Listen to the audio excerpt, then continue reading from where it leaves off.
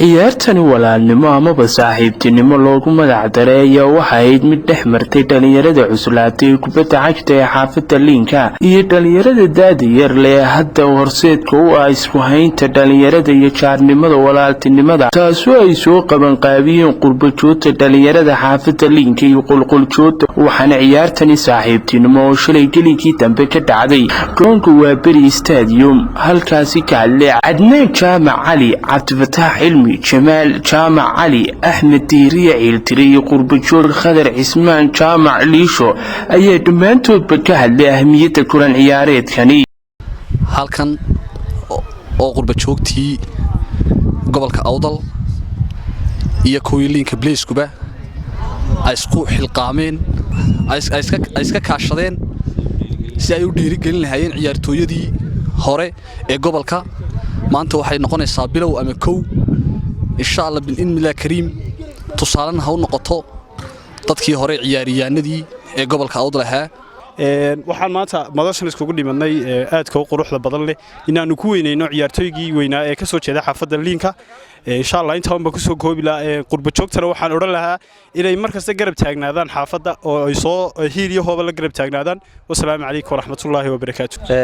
barkulankan maanta waxaan ku maamuusaynaa oo kulli soo qaban qaabiyay qurbajoogii xaafadweynta haday tahay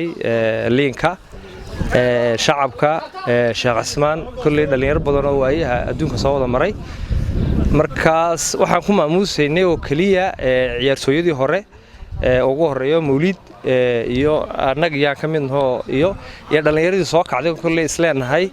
gubaabi oo halkii ka sii qaadaan oo barnaamijyo aan u sameynayno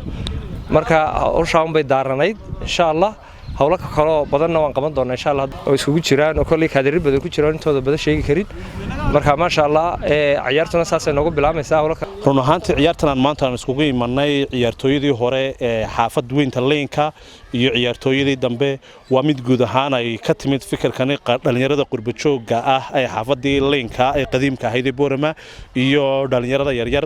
waxaana ciyaartan loogu talagalay in lagu xuso ciyaartooyadii hore waaweynaa iyo ciyaartooyada si xiriirkii walaalnimadii iyo jaarnimadii iyo saaxiibtinimadii ay halkaas uga sii socoto ciyaartuna ay soo qaban qaabiyeen dhalinyarada Liinka ee xaafadda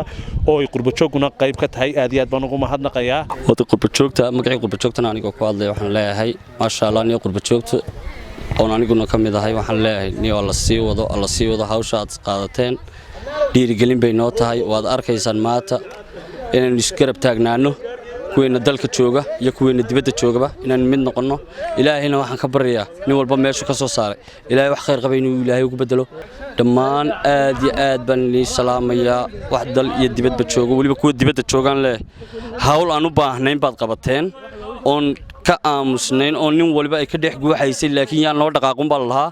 kii noo dhaqaaqay ilaahay waxaan uga baryaa ajar iyo xasanaad inuu maanta aakhiro kafanka ilaahay miisaanka u saaro ilaahay ninkiisana dhamaantii waxaan leeyahay guuliyo gobonimo aan rajeynayaa ilaahay nin walba meeshu joogo ilaahay ku nabad yeelo Cabdirasaaq Umar Macadowliyo Boorama